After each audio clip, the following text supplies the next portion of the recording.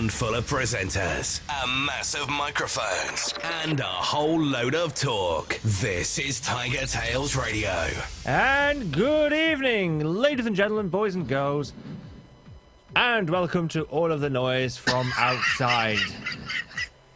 And Pete, sounding a lot like Mudley. Yes. Yes. I've just got the streaming of the show. Does the stream work? Very important question. Yeah. I can hear background noise. Yes, Pete, are you listening to stuff in the background? No, I'm not. The stream work. Why do I sound really... Oh my god, it's land of the tiny wolves and giants. Do I sound really... Oh, there we go. It was you. Okay, that's better. What's that? Hello. Well, I sounded really like fuzzy and crackly and staticky just then. I think it's the That's cable. you normally. Yeah, so... I think it's better. something leaning on the cable. Well, But yes, welcome to TigerTails Radio. I'm not going to spend a moment getting my camera rigged up, because it should be Welcome to the show that almost happened on time, but did not. so very nearly happened on time. So very nearly. Until we realized that Phantom Power wasn't on. No, I had to turn it off for a little reason. And then the PSP wasn't turned on.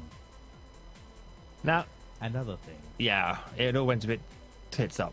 It did. It really did. But we got there in the end. That's the important thing. I'm not sure. In the end. I'm not sure I like the microphone being here. I'm not. What have you done with it? I've moved it into a different position. Do I? How May different do I want to turn sound? your lights up in your room, TK. No, hang on. Okay, you know, I'm just going to move the microphone around. I don't like this effect of not being directly in front of it. Unlike the other microphone where you can get away with it.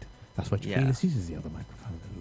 Indeed. And if you notice, if you're watching the stream, Felix is not here today. Yeah, Felix is away, so we thought we'd make use of some of the screen real estate by having a bigger wolf This is going to be interesting. I have to actually move the microphone around. live You on may air. want to turn on the eye staring at camera, otherwise you have TK the wolf sleeping all day.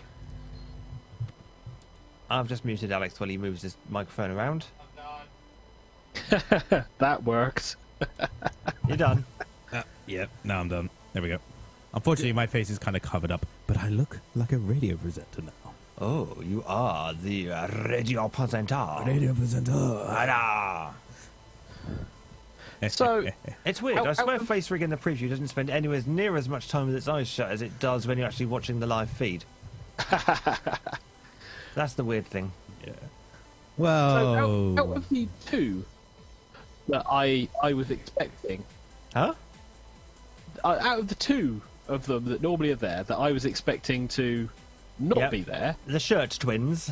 yeah, the one that I expected not to be there is there, and the one I didn't expect not to be there isn't.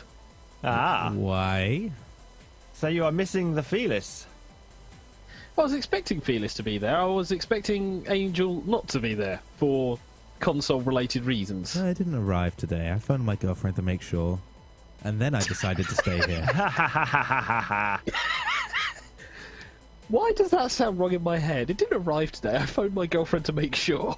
Probably because his girlfriend is the one acting as watch guardian for the delivery of it. Oh yeah, I did invite her around. I said, "Oh, you can come around Monday if you want. You're happy to stay the whole day. I'll leave my keys like I normally do." And she said, "All right." It's like, "Yeah, I'm expecting a package." So if you could just be in to sign for it.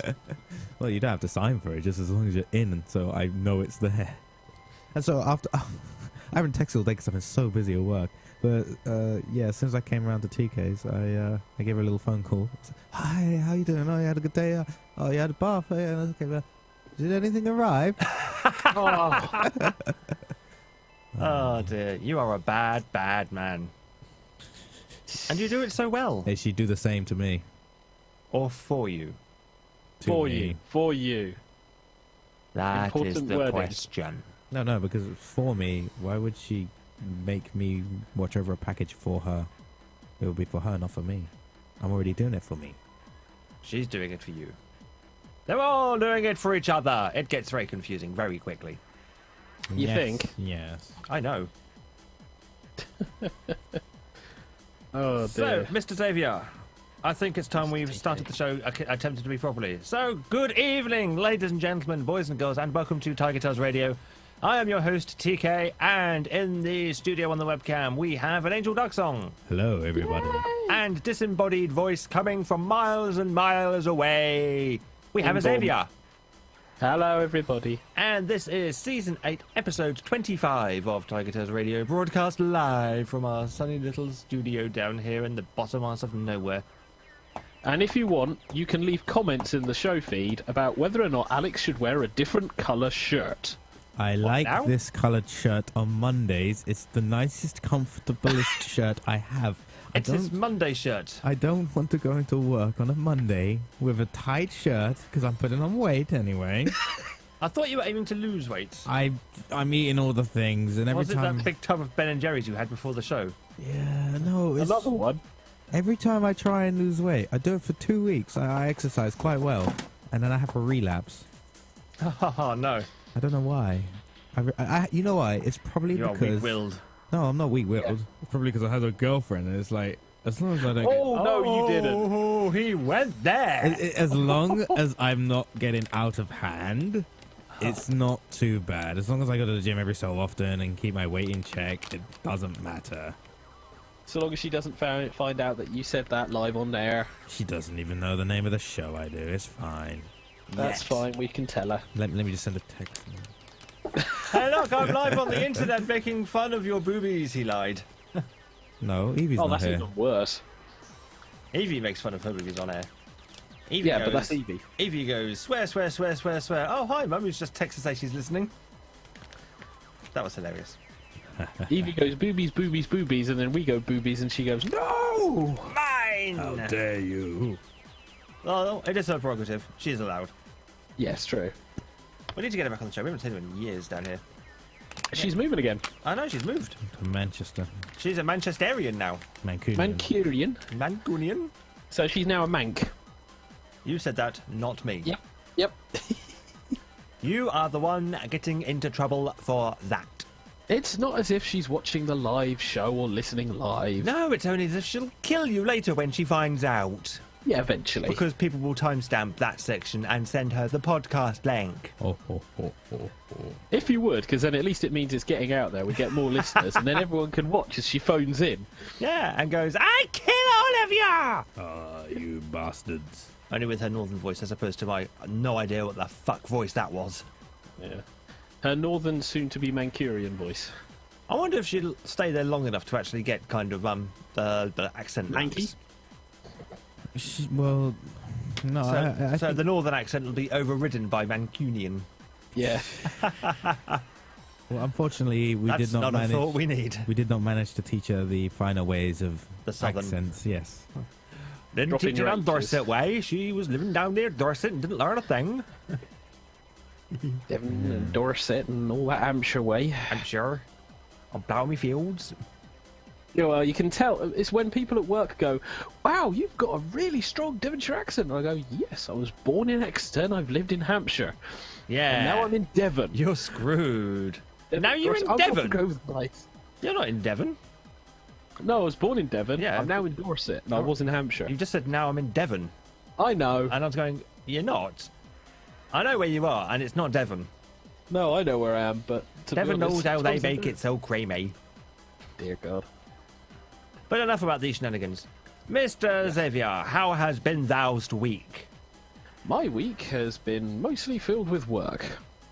Well, thank you for that thrilling update on your week. Care to evolve? Well, it's mostly been work because of overtime, because they're still pumping out the overtime, which I'm thankful for. I'm at that point where I'm waiting for payday to come round again, so it's like, got money, but I want to save it, and What payday's for? Monday next weekend. Huh? I don't know, I said someone shout. I said, what are you saving for? And you said Monday new next PC. weekend. Yeah, I need to save for a new PC. Yeah. Yeah.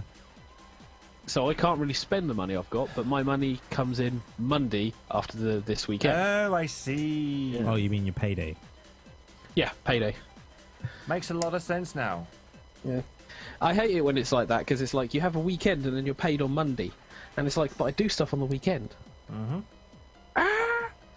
one of those annoying things. But yeah, I mean, it's between that, doing little bits and pieces for TigerTails Gaming, right? Plug.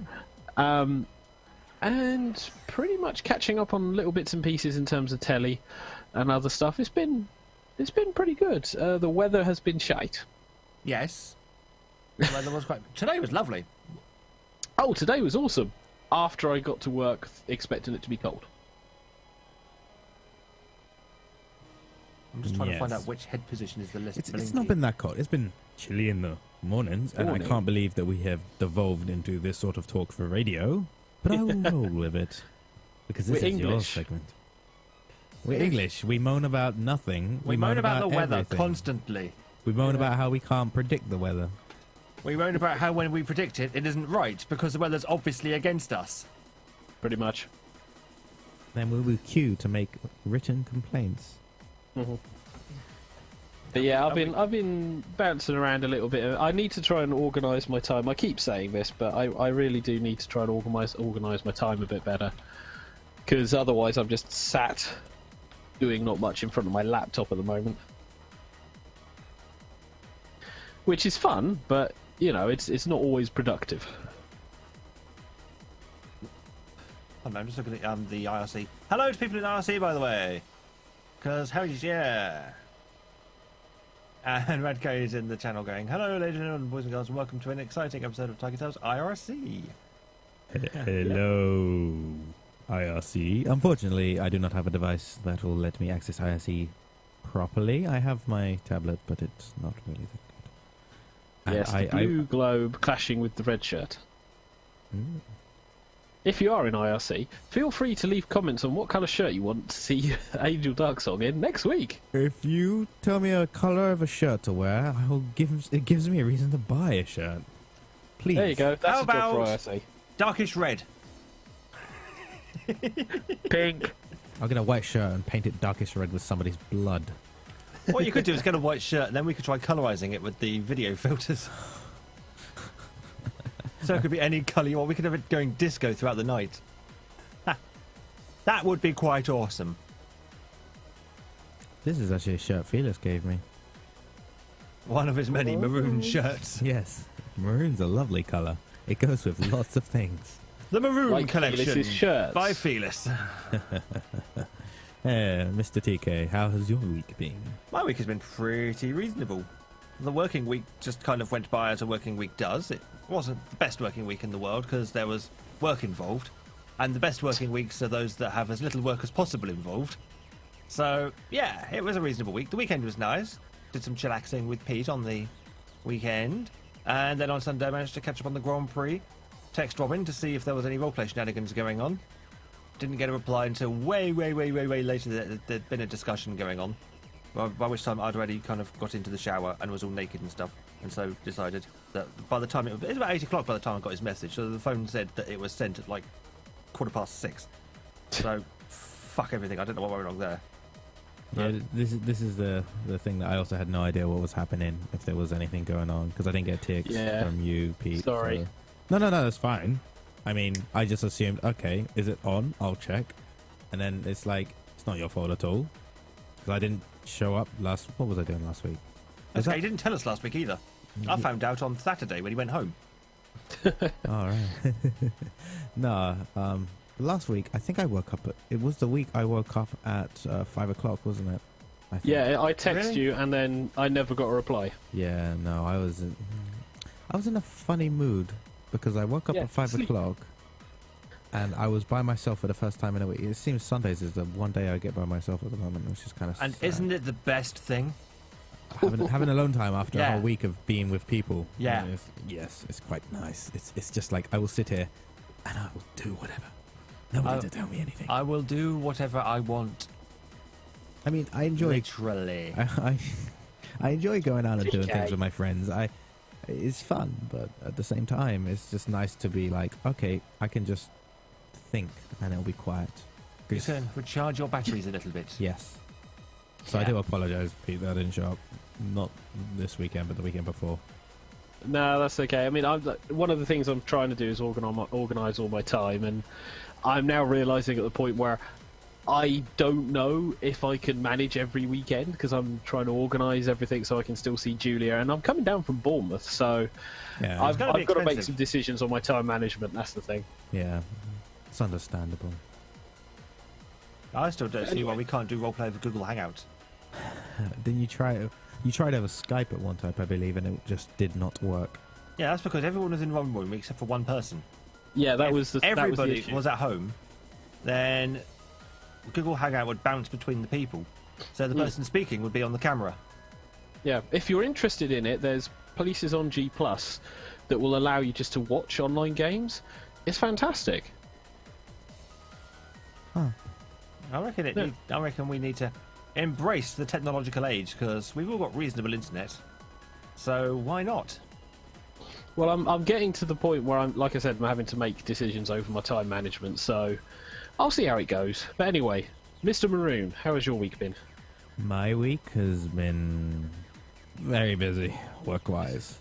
Work is all we ever seem to talk about, and if I'm to talk my piece, it's just been so hectic. I've been doing, you know what? For my job, going on leave is actually more stressful than normal work weeks. Oh no. I've spent my most of the last week trying to get everything I can out the way so that there's little as possible that could go wrong while I'm away. I went to work today, but now I'm off for the rest of the week. The Destiny's release and yada yada yada. I need to take time off. My manager said blah blah blah. You got basically kicked out of work. Yeah, they said. It's like this holiday you have that may actually run out if you don't take it. Take it now. Yeah, they said, look, if you don't take your holiday soon, you're just going to start losing it. So, Use it or lose it, bitch. So I was like, okay, I'll just take holiday. I didn't really want to, but so today was in work from 9 till 6:30, just trying to finish every little thing I could. So That's why you were so late. Yes. I wanted to do it because it less work for my work employees. It kind of shows it's good to say, okay, look, I'm under control of my markets. It's fine. You can take care of it now. I'll come back. It will be fine. It will be gravy. Makes easier as well because I could just tell them simple things rather than say, well, there's this problem, this problem, this problem. This is happening over here. I've got factories explode over in here, which has happened actually. Really? In Libya, I don't deal with it, but one of the factories blew up. Bit It too got much hit by a information mortar. to work, I think. Oopsie. And Any idea how it blew up? a mortar strike. Really? Yeah, Bit too much about work. Wow. it's really interesting. That's pretty cool, actually. It is. So it's caused a lot of work for people because they're trying to figure a way around it to supply, the market now. But anyway, so and I was also there for such a long time because it's just busy. It's just been busy, and I don't want to go away from my markets, as hectic as they are, come back and find out it's even worse than when I left. I have no doubt that my colleagues will be able to keep it in check. Like, they'll be able to make sure it doesn't fall apart. But they have their own stuff to deal with. It might not be falling apart, but very close to, if you get what I mean. Yeah. They will give it the least amount of care that needs to if their markets are more important, which they will be at some points. So I've done that just to make sure. I don't want to come back after a week and say, oh yeah, this thing that was arranged and stuff, yeah, this has happened now. Yeah, there has been chaos. Yeah. And hello to Eunice Jet, who's just appeared in channel. Hello. To join Red Cane DJ. So that's work out of the way now. I'm really happy I got the work out of the way today. Plan? My plan now is to do fuck all. We play games, go to the zoo. That's about it. Play games, he says, Yeah. when he means play game. Play Yeah, games. just the Destiny, a lot.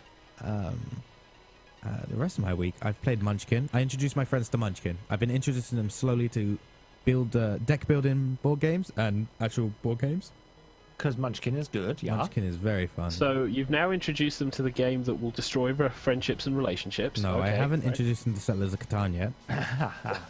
Isn't Munchkin the game you play and it doesn't really matter if you cheat? Yeah, That's the point of the game. yeah. I was good at that game.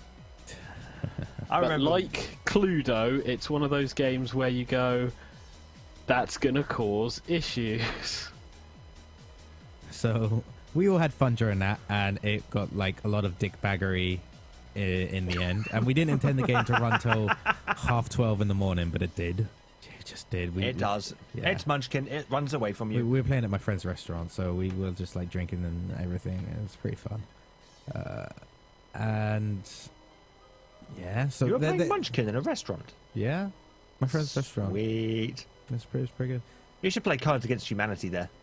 I will introduce Cards Against Humanity. No. Yes. Bear in mind, this is essentially like a lock-in for a restaurant. It got to 11. Oh, okay. They normally shut at 11. They Yeah. do 12 if there's like big parties or anything, but they shut at 11. So we start playing at about 10, which is dead quiet then anyway because it's a Wednesday. We kept playing and playing. So fun.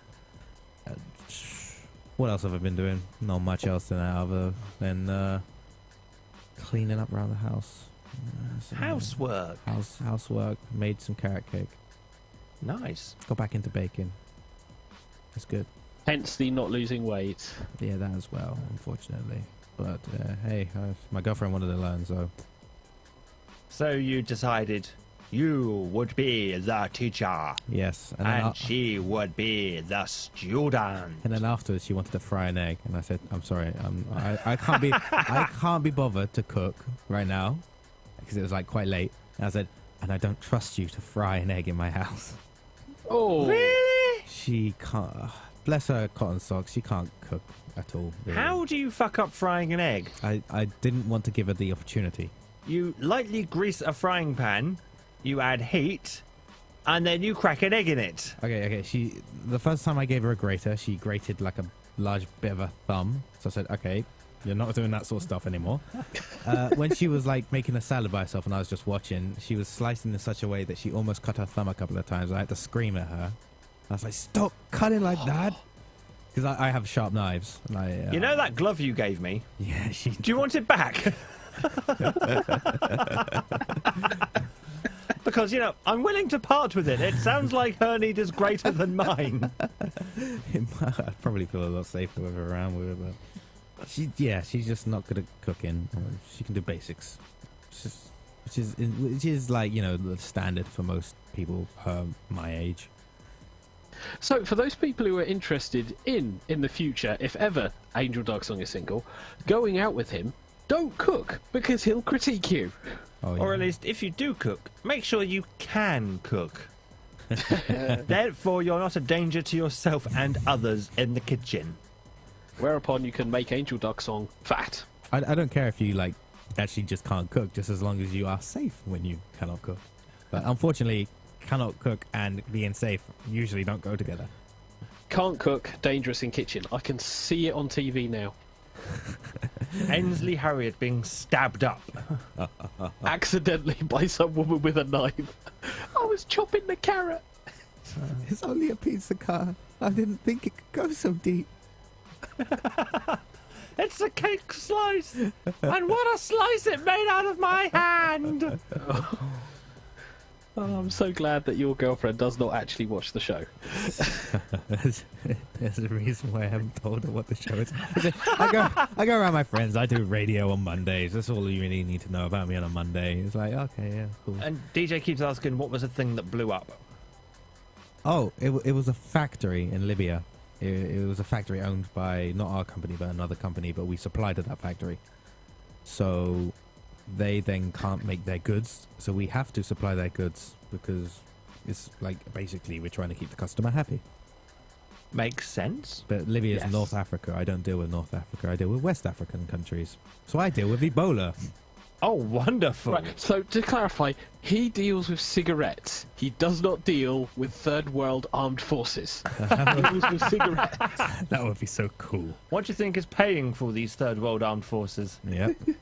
But no, Governments. things I'm dealing with at the moment is the fact that a lot of countries are like, wait, no, your goods are supplied from Nigeria. They've got Ebola there. We don't want you. Great, thanks. It means I get a lot of hassle because I have to talk with other factories about sorting out this, and it causes a lot of hassle not just for me but for other departments that work in the same area as me. It's fun. It's pretty fun. We are so inside baseball, it's hurting. So, I think we've done our weeks. Yeah, we've done our weeks. I've Yeah. definitely We've done done our my week. Yeah, your week has been more exciting than everyone else's week, though. It's been tiring. I did have some fun today, though, because there was a big event on. our company rented out the Odeon, rented out one of the screens to do a presentation about what the future holds, because our company is changing names. And so, yeah, we had a big event and I had to go to that. I was the only person on my team to go to that showing. And then there was one other person on my team who went to a second showing. And now we've got to cobble together some kind of things to tell the rest of the team on our team meeting at the end of the month. Yay! Looking forward to that. 'Cause I fucking love speaking in front of people. Love it. It's my favourite thing. Just imagine them all naked. Yeah. No, most of them are women. That's icky. I just got a text. It's from my manager, and she says, "Oh, I just realised I don't even think I wish you a good holiday." It's like, wow, cool. My manager's currently off getting married. Oh, Well, she got married. She got married on Saturday. Congratulations. I saw her. She's changed her name on Facebook already. So, priorities. Nicely sorted. And now she's Get off. married, update Facebook. Yep, now she's off in Sri Lanka for a honeymoon. It's like, very nice. I wouldn't say no to a holiday myself. And then when she gets back, she can do to all your requests. Nope, she already approved them before she left. She was nice. I've booked off my birthday already. That rolls plan. round on July.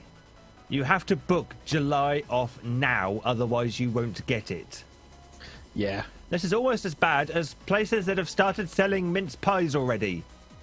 Seriously, fuck you. If you're selling mince pies already, fuck you. That's my message.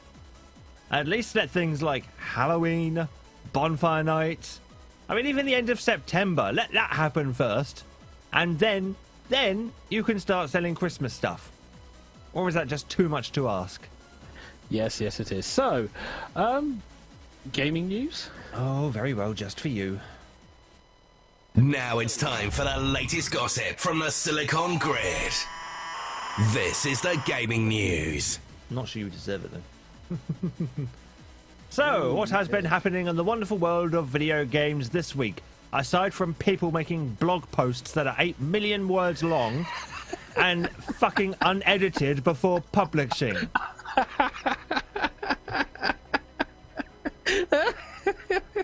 yeah. Give me 1 minute. Give me 1 minute, stall for 1 minute before I can get my stories out, so I can write a It's okay. I think professional text back to my manager. I think Pete's got a minute about of giggles worth of him. Oh. Yeah, I got onto a slight rant. Okay. Really? Did you?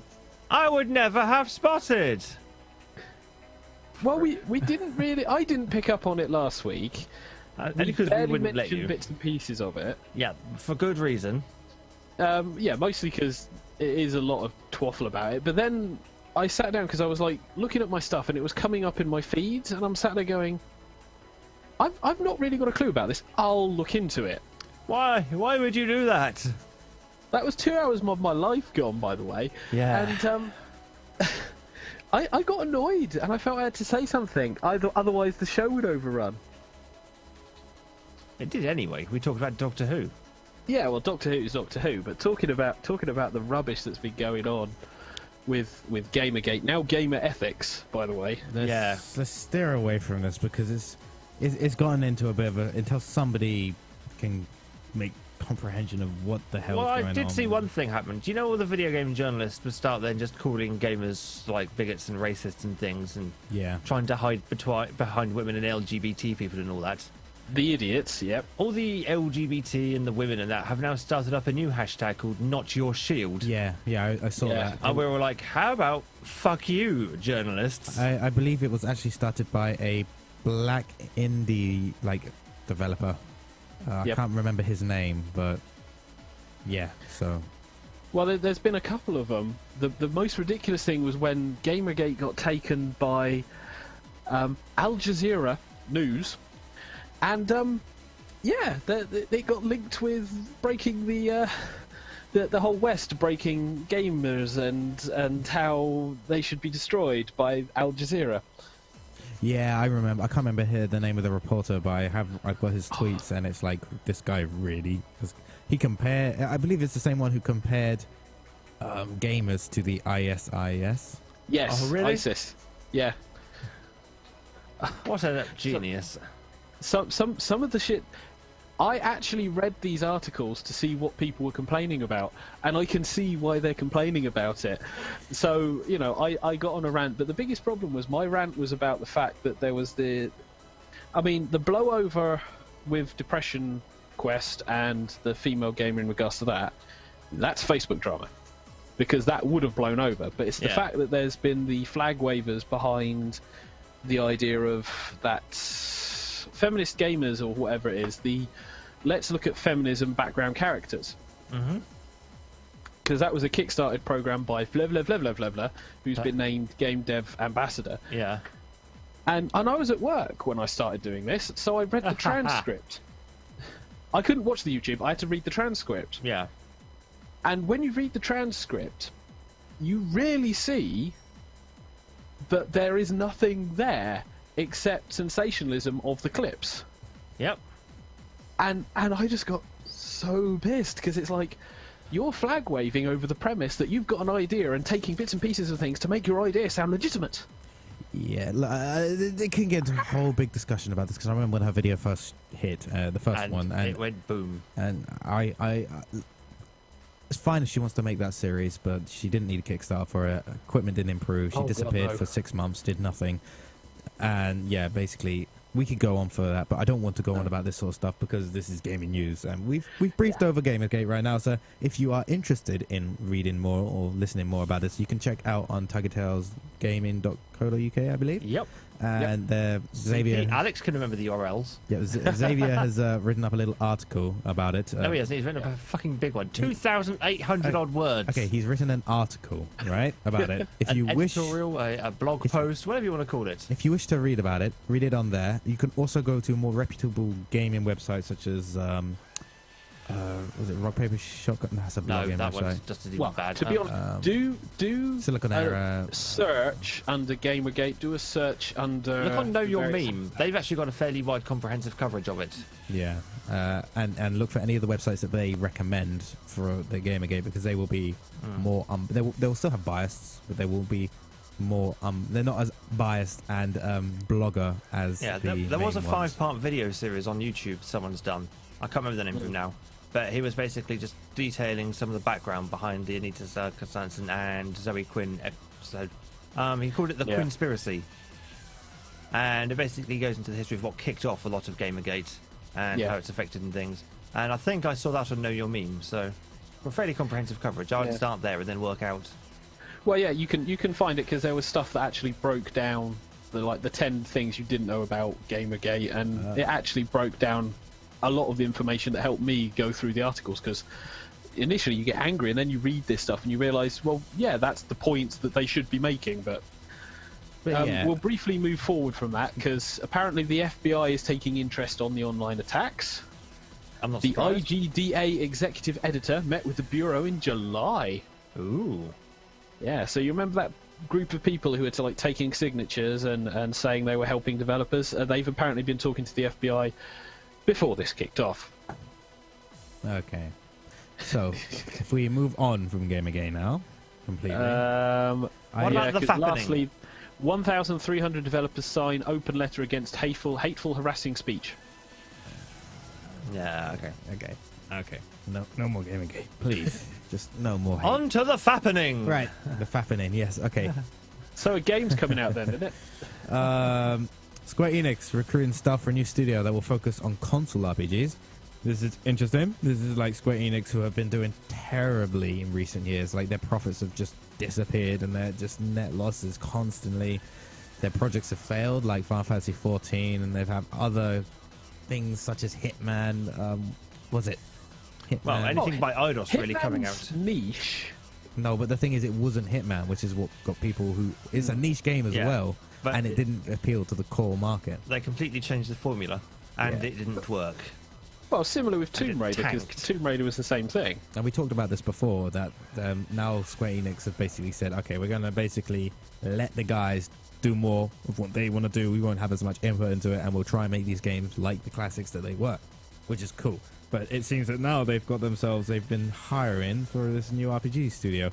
There's a recruitment page for up for it and everything. If at the moment they're looking for directors, planners, programmers, and lead programmers, Staff, basically. marketing directors, and various designers ranging from technical artists and menu designers. This is kind of like in Japan, though, I believe. This is like Yeah. yeah. So if you're not in Japan and Then tough luck. Yeah, Learn Japanese. Fly over there. tough luck. Hold They're- together a living.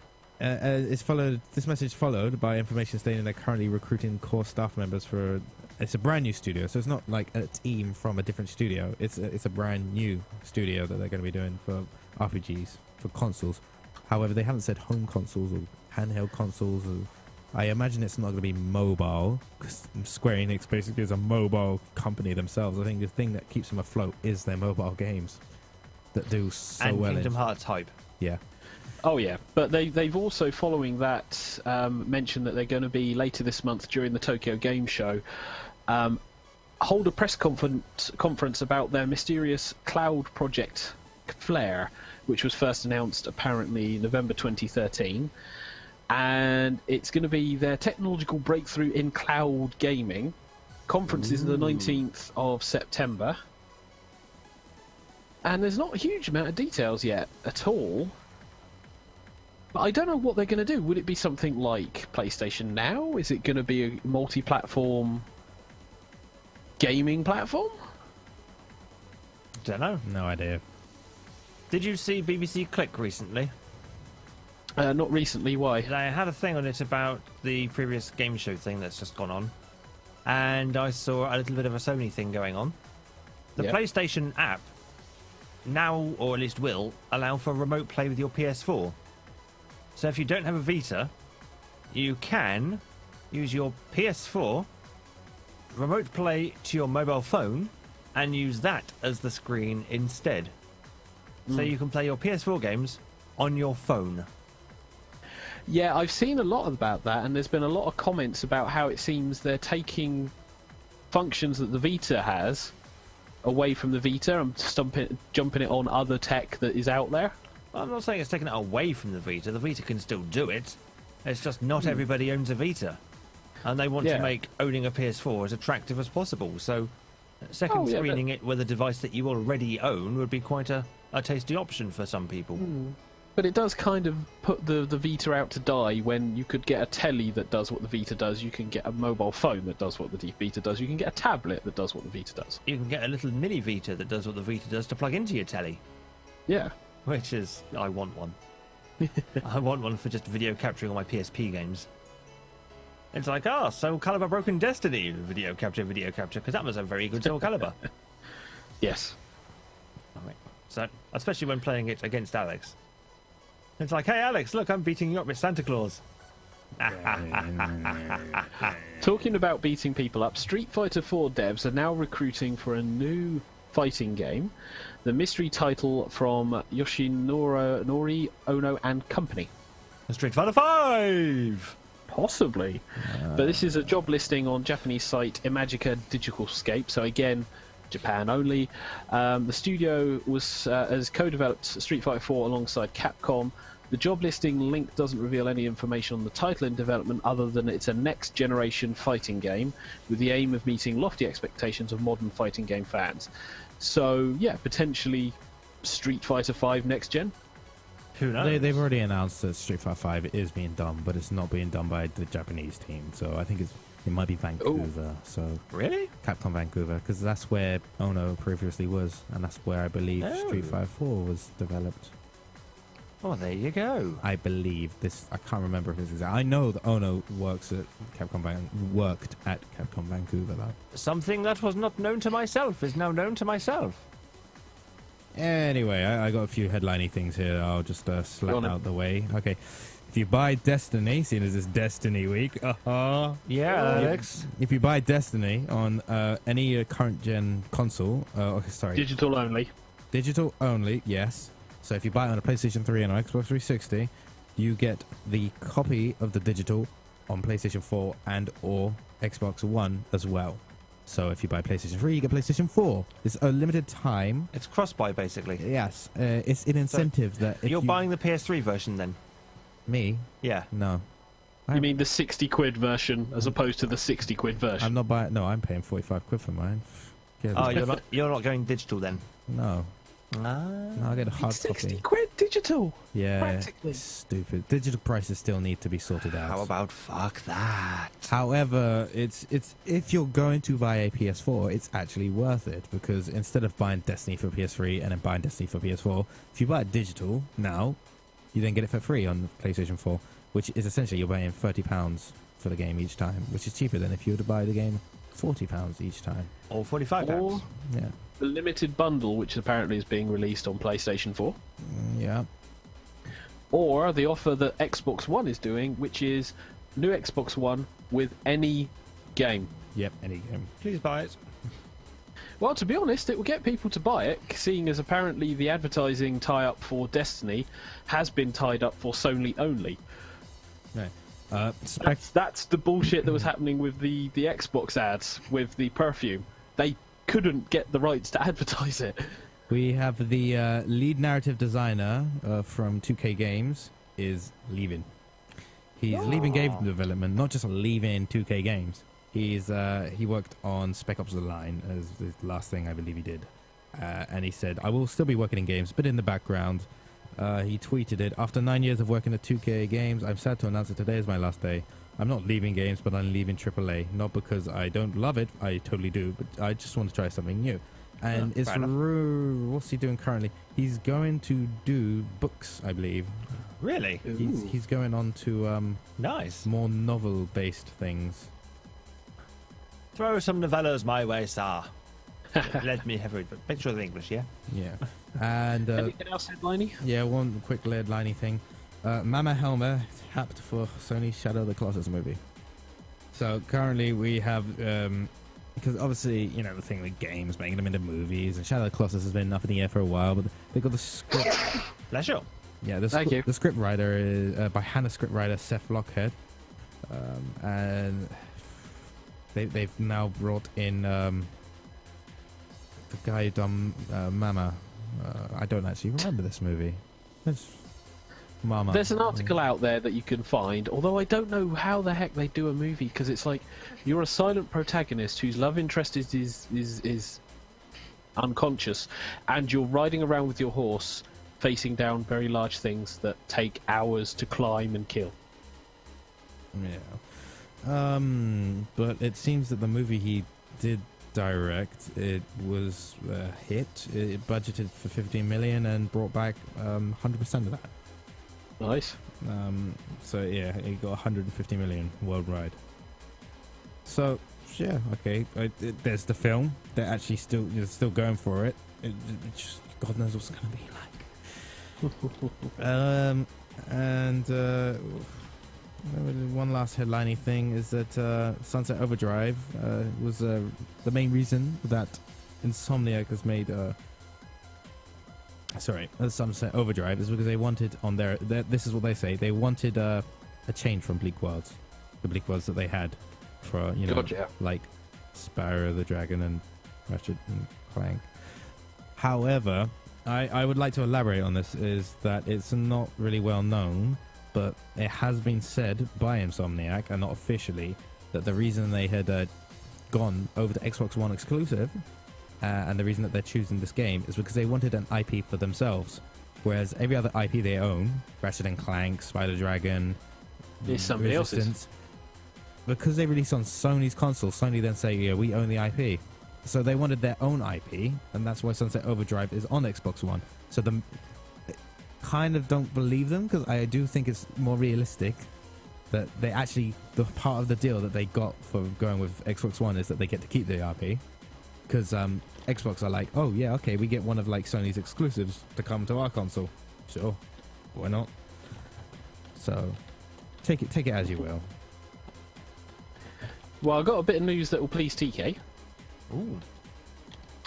Sony trademarks PS1 Rhythm Classic Vib ribbon. I thought they already trademarked it. Apparently it was fairly recently. I noticed it on the news, but I didn't talk about it the last time. But they have now trademarked it, filed on the 3rd of September. And this was a 2000 release PS1 rhythm game from Nana Chao. on show. Oh, God. Yep, that kickstarted the rhythm genre with Parappa the Rapper Yep. and its spin-off sequel Jamalami. While the filing doesn't offer any further information, it could signal the possibility of the digital re-release via the PlayStation Store's PS1 Classic section. Do you know how long I've waited for that? Although it's going to be really hard because Red Ribbon had the ability to put in your own audio CD. So unless they're going to do some weird MacGuffin emulation where it will pick up the fact a video, an audio CD is in the disk drive, and allow you to play it through that, that's going Or to be MP3s. Cool. Maybe I wouldn't have thought so though, because the original game wouldn't recognise MP3s. So unless they were going to basically HDify it for PS3 or Vita, then I can't see them doing MP3 support. Well, re-release it on the Vita as a It new would game. be a lovely little thing to have on the Vita. I mean, it's only got 4-button control, and the ability to take MP3s would be fantastic. And play it on the PS3, especially if it was PS3, PS Vita, PS4 cross-buy. That would make it all And the if you've sweeter. got all the sharing and other functions, I can see that being quite an addictive game that you could shout to friends and go, beat this. Yeah. I'm still just pissed that the PSP and the PS Vita's PS1 emulation doesn't work properly. So we can't get Jamalami. We can get it, you just can't hear any of the noises when you press the buttons. The game runs, it's just broken. Works fine on the PS3 though. Very annoying. Any further news from the Alex? Of course there is. You take me for Felis. Okay. This is an interesting story. This is a very Felis-esque story. 2 fans have paid for their RuneScape convention travel expenses using in-game currency. Holy damn. Yeah. Now, in-game currency isn't a new thing. It's been around for quite some time with EVE's Online Plex, which you can use to pay for your monthly subscription, as long as you keep earning in-game money, and you can actually buy it from the developers themselves. So it's not like it's only it's not like a set amount is in the game. You can actually buy it from them using in-game currency, and you get in-game bonds essentially, which are worth a lot, and yada yada yada yada. And WildStar's cred system, which again it's a bit different though, because the cred system is only money in circulation when you buy it, so it kind of doesn't work out the same because you're not allowed to use in-game currency to buy cred. But they introduced it last year, this bond system, as the in-game premium currency for the game, and you can use it for in-game items or premium member content or your subscription, for example. And it's a way to incentivize you to spend for things in-game using that, and it makes a more valuable resource available that you can't really farm in-game, which is a big problem in MMOs, farming and gold farming and just abuse of that sort of stuff, botting, which has been a big bane on RuneScape's life, I believe. And they somehow managed to stay afloat from it. Now, usually, trading for such currencies out of game is a big no-no, apparently. But they have a system during their con called RuneFest, where you can trade for the bombs for anything at the con. I mean, anything. You could go to a table and buy RuneScape goodies using in-game system. In-game bonds. I believe that they would implement something like you can use your bonds from in-game as you register them, and then they give you, like, I don't know, coins. I think they give you coins. Yes. They can be parlayed bonds. They can also parlay bonds into crystal coins, which are considered spending cash at the con. So essentially, you say, okay, I spent X amount in-game. I'm going to have that as real money now. Well, not real money, but these crystal coins. And if you don't spend them, then I assume you can trade them back in for your in-game currency. But 2 people have got the full package, which includes hotel rooms and entry tickets, but it also includes a round-trip ticket from the USA, because they come from the USA and the con is in London. So it's pretty impressive what they've done. They've made enough money in-game to get a trip from America to the UK. That costs at least £600, £500 a person, not including That's hotel. kind of scary. Yeah. But the bond system seems to be working out, and generally I have not seen systems where you're allowed to use in-game currency out of game, because it kind of starts becoming a bit dangerous then. I mean, especially with EVE's economy, where EVE in-game money is essentially real money. I mean, you become an EVE millionaire, it's not because you have $1 million in EVE, it's because you literally are worth £1 million. and then they cash it in, crashing large corporations and game corporations and pissing a large number of people They off. piss a load of people off because they affect the economy by getting a load of money in real life.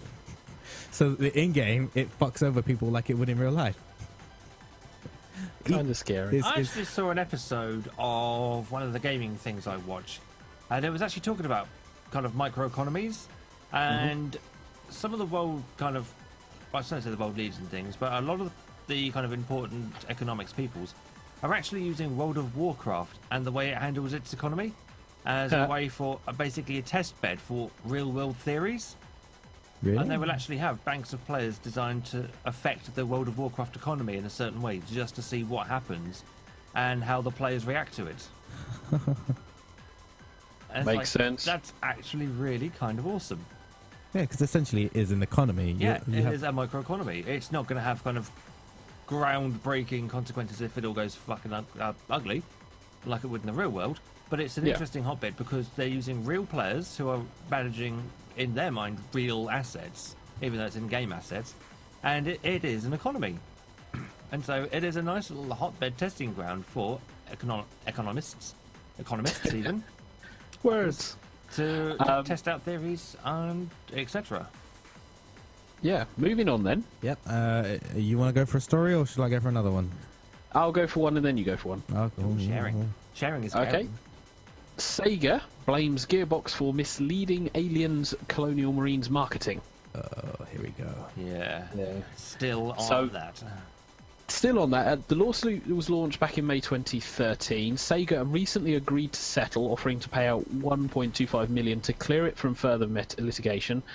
Gearbox, however, has instead attempted to detach itself from the suit, stating it was a contract developer working for Sega. It was the publisher that was ultimately responsible. Sega have now fired back with the claim that Gearbox was involved in the marketing. They've submitted a number of internal emails, quotes, as evidence that Gearbox was involved in the marketing of the game, but also at times took it upon itself to reveal extra information that both parties had previously agreed not to reveal at an early stage. And one email between Sega staff accuses Pitchford of continually revealing exclusive information during the Q&A panel session, saying, "This is a constant problem and needs to be addressed. It's Randy doing whatever the fuck he likes. Apparently he did it twice on Borderlands 2, and again against all plans despite the fact they asked him not to." I'm not entirely sure how to read this because it kind of sounds like Sega saying, "Oh no, it's Gearbox," but at the same time saying, "Oh no, it's Gearbox," saying shit we didn't want them to say. Gearbox leaking shit. Gearbox saying the truth, and we don't like that. Yeah, that's how it reads. And the timing isn't brilliant because obviously we've got the Borderlands the pre-sequel coming out by Gearbox, and there's already been backlash about the pre-ordering on that, which I think is stupid. Oh, do tell! I think I've missed this. Is this Oh, where you say we loads of covered it last people week? were bitching about the fact it's pre-order, and like filling the forums going, "Don't pre-order, don't pre-order. They're the people who released Colonial Marines, yada yada yada." Really? Yeah.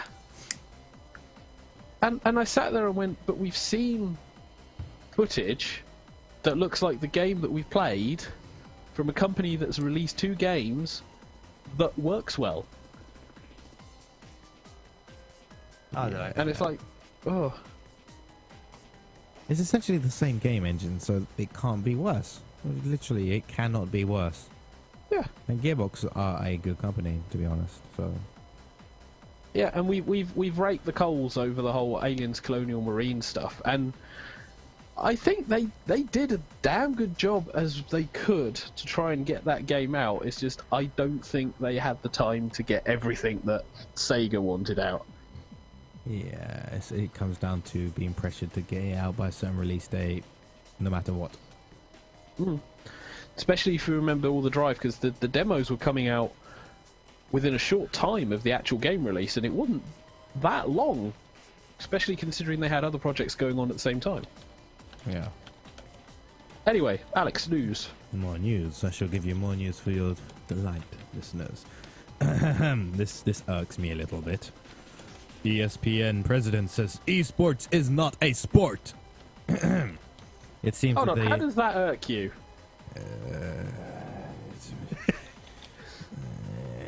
You know, I don't like how it's called esports, but Yeah. I believe that it is a sport. I believe that they should just call it something else, because esports is just. I don't like it. That's just. I've given my reasons. I'm not going to go over them again and bore our listeners. Now, yes, the ESPN president, John Skipper. It's really hard to speak into the mic well. And there we go.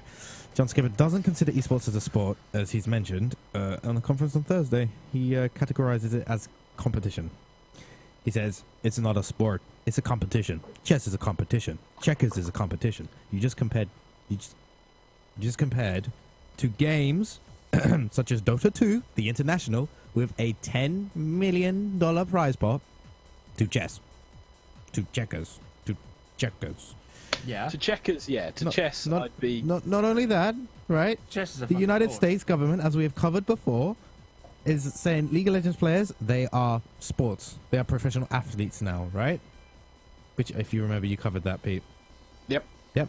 And also, the EVO Championship Series, Evolution 2014, raked in a record number of 1.7 million people watching.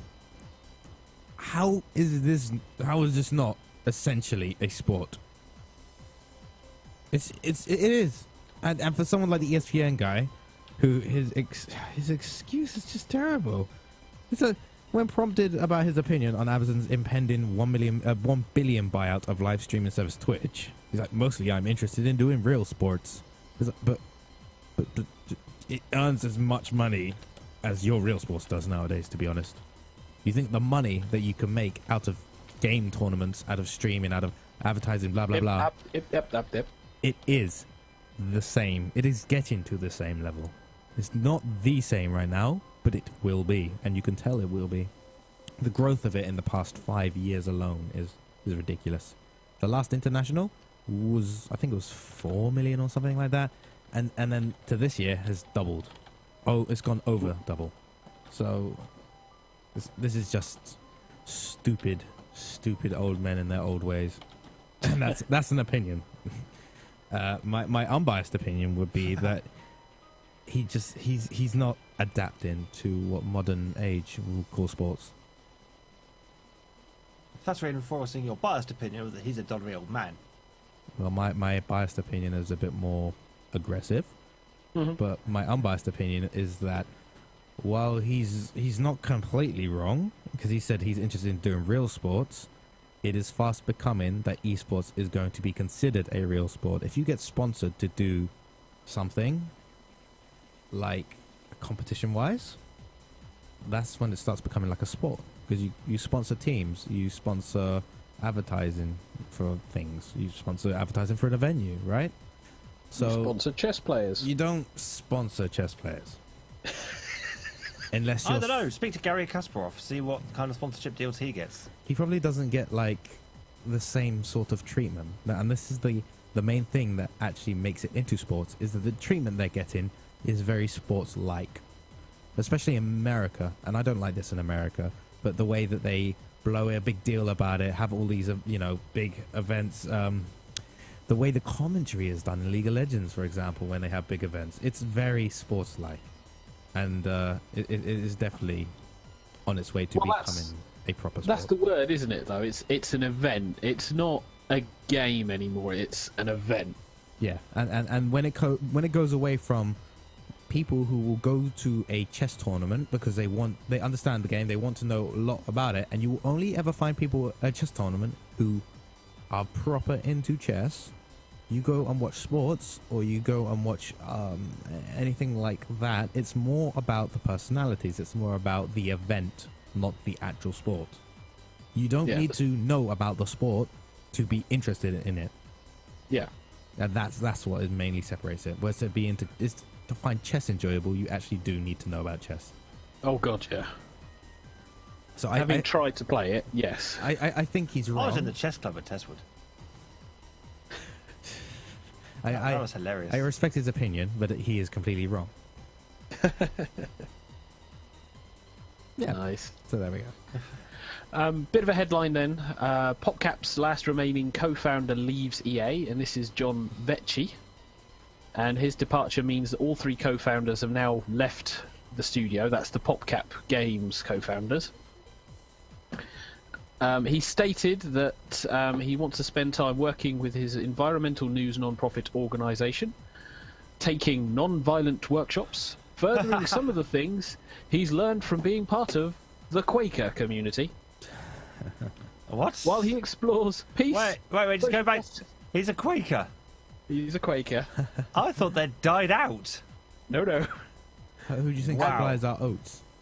And he'll explore peace and social justice issues such as war abolition, prison reform, poverty, and the effects of race and gender privilege.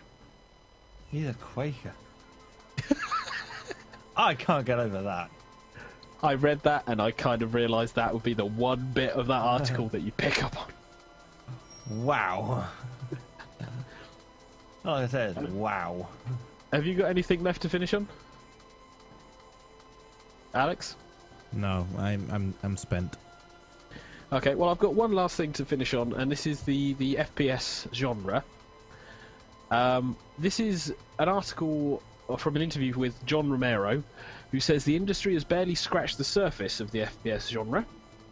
There are unbelievable amounts of new stuff to do in this genre. Some gamers might have let out a sigh when John Romero, famed designer known for Doom, announced a new project last month that was another first-person shooter.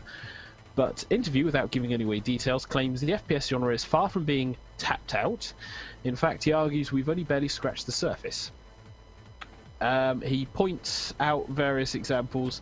What if World of Warcraft, a popular MMO with almost no shooter qualities, was made into a shooter? And I'll be able to tell you, it would be called Harken, or various other various ones. Yeah, he is mentioning quite a few. We've seen it because we've got Destiny, which is coming. We've got Borderlands, which is involving narrative play, narrative co-op, and loot-based systems. Evolved, yeah. I've not seen much of Evolved, but what I've seen does look interesting. Yeah, I think that FPSs are more interesting than they have ever been currently. Well, the ones away from the big few, I think. COD, Battlefield, they're always boring as sin because it is team deathmatch just with a skin on it. Team Fortress 2 is in its own little, very shiny niche. Yeah. But then it's outside of that. I mean, Halo had a good single-player narrative. The multiplayer was kind of separate from it. We don't know what the new one's going to be like, but it looks interesting. The multiplayer from Halo was actually amazing. Even if the gameplay for the main story, like the single-player campaign, wasn't good at all in like Halo's 3, 4, and ODST and all that, the multiplayer has always been solid. It has always been really good. Even when Bungie haven't had a huge involvement in the in the game creation, it's still been really solid. Well, I've always enjoyed the Halo games because I've gone to them for when I want AI that actually fights back rather than being horribly unfair because of massive amounts of hit points or ridiculously overpowered weapons and bizarre ass attack patterns. Especially when you go to things like Killzone, which was Sony's big flagship. It's not a brilliant shooter, and a lot of the stuff is so repetitive. Yeah, I haven't played the recent Killzone game, but from what I've seen from it and seen other people playing it, it essentially just seems like a very forgettable shooter that looks immensely pretty, but it's very forgettable. And to be honest, I feel like we moved on from it as soon as Call of Duty and Battlefield came out. It was so quickly forgotten. Yeah, I feel like that's actually just Killzone in a nutshell. I feel like it just gets forgotten. I mean, it's not a bad game, but it's just nothing stands out. I think it's very 2D. That's the problem. The game itself, like, hell gonna bad guys, you're good guys. Well, that's been the argument of storytelling in general, but certainly with the FPSs, it is. I mean, take the best example, Wolfenstein. Wolfenstein is a ridiculously stupid story, which, if you take as a ridiculously stupid story, is a great game. But when you look at it as a shooter with its story, it's like you're the good guy, they're the bad guys. You've got big guns, they've got big guns. You're on the moon. You know, it's click, click, bang, bang, really. Yeah. But I don't know. I mean, we're going to have to wait and see, because obviously Destiny, I know a bit about the story because I've played it. Don't know how deep it's going to go, because it seems quite dark. If you've played... Did you play the beta? I played the alpha a little bit. I didn't really play the beta because I got all I needed to know from the alpha, which was I will enjoy this game when it comes out because it will be more in depth. It will be better. And if it's better than what I played in the alpha, then Jesus, I'm fine with that. Well, the story from the beta, it's like dark from the outset. It doesn't drip feed you, or it doesn't front load information. It drip feeds it in bits and pieces, and the AI is goodish. Mixes it up, but it's not like Halo 1 AI. It will react to your actions, which is good, but it's not to the point where they'll go, oh right, you're to the level of fear, say for example, where you're hiding behind a rock and they'll flank you. They'll still come at you in waves. Yeah. But the story is a lot more in depth, and it feeds in with the co-op aspect and the multiplayer aspect as much as it can do, and the looting is explained within the context of the game to a point. I don't know what else. I mean, a lot of the other stuff we've seen has been more third-person shooters, because obviously we've got the Order, the Division. Yeah, which are more third-person style shooters. The Division is actually more of an RPG-based shooter, sort of like numbers shooter. It's a numbers shooter like Borderlands. I don't think it will be like Borderlands in the sense of its actual system. I think it will be a bit more RPG than that, and a bit more realistic. A realistic RPG-ish shooter. It'll be interesting. That's why I'm really excited for it, especially the aspect, the whole premise behind the game. The whole, you have your team, you go around, bump into other people. Yeah, especially seen as with Call of Duty Advanced Warfare, it does start to look... I mean, it looks pretty, but it's starting to look like yet another I've got a big gun, run around, shoot game. Yeah, but like all of them. I don't really give Call of Duty a chance anymore. I mean, I should. I really should. No, it had its chance. Every time I give it a go, and I never buy the game. I haven't bought the game for ages. I just play other people's versions. I give it a go, and I'm like, it's fun, but it's not fun enough. It's just not different enough. You play one game, and the past two revisions are probably very similar to that, both graphically and gameplay wise, and story wise. Yeah. It's like Michael Bay has directed the. And we got there. It's TK dies. Slowly dying. Just ignore me. Yeah. Well, that's it. I think for the gaming news. Very well. This can only mean one thing. Into upsetting the tracking device. With our next segment. It's that time where the cast of TigerTails Radio reviews stuff badly. This is Done and Dusted. So, Mr. Xavier, do you have anything for Done and Dusted this week? Yes, I have a little free-to-play game. Ooh. Mr. Angel Ducksong, do you have anything for Done and Dusted this week? Yes, I have an old movie. Ooh. And I have a TV series, which I pirated the shit out of. Because it ain't available to purchase yet, and I missed it when it was on telly. So, they've only got themselves to blame. He will totally buy it when it comes out. Yeah, because it's fucking worth it, but I'll have to wait. So, Mr. Xavier, do you want to start? I will start with a game from doublespeakgames.com, and it's called A Dark Room. Not Five Nights at Freddy's, then? You've kind of left us in the dark here. Oh. Well, it's literally just you remember Cookie Clicker and all the other games that we started getting into? Oh yes. Yeah. Oh, that reminds me. It reminds him to check his Cookie Clicker. Oh no, not that. I've not played that for a while, but I know that's obscene. But no, there was another game that's now come out in a similar vein. which I linked to on Google Plus. Oh, it's the other version, isn't it? It's I forgot what it's called now. Fuck. I know the one you're talking about, though. Grid thing. Yeah. Yeah. They're the people who made this as well. Ah. This is why I played this game, because I played that and I realised I was time syncing an awful lot. And then I went to their main page and I went, what's this? A dark room? I'll play that. And literally you start the game and you have one button. You're in a dark room and the button says stoke fire. Fair enough.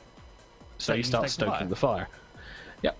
And then as you keep stoking the fire, it's basically click, progression, click, progression. Things slowly, gradually change. I mean, you've got a little text drop-down list of what's going on, and suddenly this stranger stumbles into the room, and you have to keep stoking the fire to keep him warm to the point where he'll recover. And then he'll explain that he can build things, and you have to go out and get wood. And you get wood from the forest. Okay. So you get another thing to click on, and you can gather wood. And if you gather enough wood, the guy can then build you traps. And therefore you can hunt. And then you start building traps.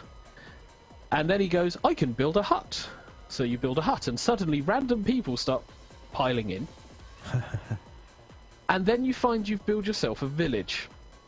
And you're suddenly in this very strange resource management game where you're trying to manage villagers who will get savaged by wolves because they can't defend themselves. Oh god, it's Minecraft.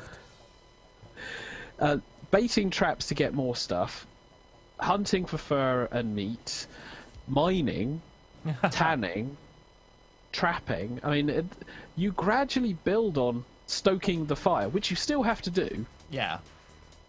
You build on that until you get to the point where you're starting to get like iron weaponry and steel weaponry.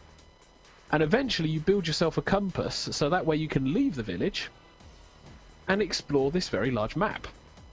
Sounds fair. Yep. And that's when you start encountering monsters that you have to beat up with your weapons and swords. And things. You have water that you have to manage, food you have to manage, resources you have to carry. Yeah.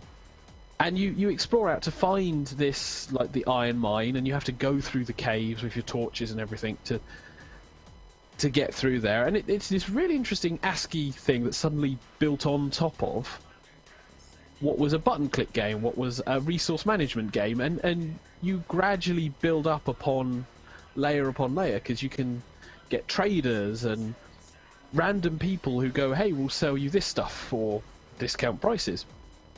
And it is very much another time sync game. Time syncs. Everyone loves them time syncs. Oh god, yeah, and this is one that you can quite easily just sit there, because it's not easy to get all of the resources that you need. Yeah. So there will be times when you have to sit there and go, I am going to have to eat into this resource that could potentially give me more food to go further, so I can get more iron to make better weapons. Or this resource stokes my fire, so I can hunt or build a sword or things like that. I mean, you could just leave it in the background ticking over, occasionally clicking through the events to build up all your resources to ridiculous amounts. Yeah. But as soon as you get to the point where you can like go out to the map and start wandering around, the compulsion to get the stuff to go out becomes that increasing rate, because you start collecting all these extra things like guns, bowlers, medicine, rifles, all this other stuff, and you think, well, what if I go to the next cave and explore it? That'll be more stuff to play with. Yeah. And it literally is. It says you get a cave, it becomes like an outpost. You go from that to the next cave, you go from that to the next cave, and you gradually get out. I mean, random things happen. I've just had a beggar appear, and I gave him a bunch of furs, and he leaves behind a small pile of teeth. That's just randomly happened. Nice of him. Yeah. Yeah, but you use teeth to buy bowlers and medicine and steel. Kind of hat. Not a bowler, bolas, B-O-L-A-S. Oh, okay. Whoa, lass. Yeah. And it's this really intriguing game, and you eventually just get into the point where you're just going, oh, I'll just go out, round the map, come back, gather some wood, check my traps, stoke the fire. Oh, I can build this. Go out, and after a while, it's like 2 or 3 hours have gone by. And suddenly you realise, oh shit, hang on, I had a life. Where did that go? It really does. And this is Double Speak Games. And it's a very good game. I would recommend it entirely to our listeners. You can actually go to their website now. Like I may have done. Not to their website. But it's doublespeakgames.com, and there's 2 games currently on there. Yeah. One of which is the Dark Room, minimalist text adventure. And the other one is Hiccups, Gridland. Gridland. Which is what I'm currently playing. What, now? Maybe. I'm on day 38. I've just started day 63. God damn it, TK. Of what? Gridland. Combine, if you will, the daytime of Bejeweled Blitz, except without the time limit, with the nighttime of Minecraft. Literally. So during the day, it's a match 3 puzzle to build resources, properties, things, and upgrade your weapons and your houses and the enemies. In the nighttime, all the tiles change. A majority of them become monsters, but some tiles become swords and some become shields, and those are your weapons and armor. And you have to last the night. So you start matching 3 to make Gribblies appear and defeat them. And if you match your 3 swords and 3 shields together, you can give yourself a bit of weaponry or a bit of armor to help you survive the night that little bit longer. Which you need. Oh, fuck yes. This is not an option. This is a requirement. Because otherwise you is fucked. The worst thing is it's literally a match 3 game where during the day you want to match as much as possible, and you do to start with. You literally just move one thing around and suddenly like it's cascading resources going into your little house building keep. And then it gets harder to do that. But then when night comes round, you suddenly realise I don't want to match anything because half of what I'm matching is monsters. And it's killing the shit out of me. Luckily, one move and I summon 3 or 4 different monsters. Yeah, because they cascade and kill you. So always make your matches near the top where it's like less likely to cascade. Yeah, you say that and then you get 3 or 4 monsters. Yeah. Now, in the nighttime, time will progress depending on how many monsters you defeat. Yes. Whereas in the daytime, time progresses during how many turns you take. So a whole cascade will only cost you 1 turn. But then if you only match 1 set of 3, that'll cost you a turn as well. So it's very careful kind of item management almost during the daytime. And then during the nighttime, it's very much a most of this grid will kill me. Move most if carefully. all. Luckily, there is no real penalty for death. You just restart that day again, so anything earned during that daytime period will be gone. So if you've recently leveled up, you'll find yourself unleveled again. That's the only real penalty for dying. So as long as you're careful during the night times, things aren't too bad. And you do find magic that helps you speed things along, so you can whisk through the levels, but the magic apparently is what you need in order to unlock the final bosses. Yeah. Because this game does have an end, believe it or not. It's not easy to get to, but it does have one. Yeah, day 60 odd. No, it's depending on when you can defeat the wizard. Yeah, like I said, you're on day 60 odd. Yeah, that's mostly because I'm not taking on wizards, because they're scary. Yeah. I've leveled up quite nicely, but I'm not taking on wizards, because screw that.